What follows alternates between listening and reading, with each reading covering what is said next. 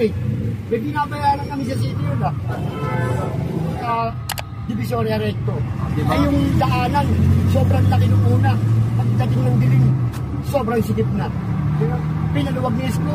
Pag nilabas ni Isko ng bumalik na uli sa bahay o sa office niya. Andiyan na naman nila. Sabi, diba?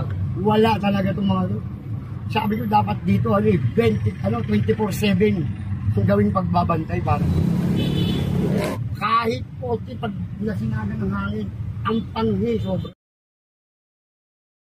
Sabi ko hindi ng Maynila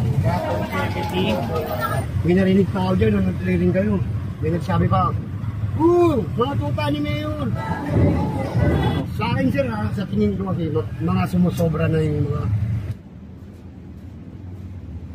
sinong lubong magaling talaga. Ganun pa rin niya. Labing walang ginagawa.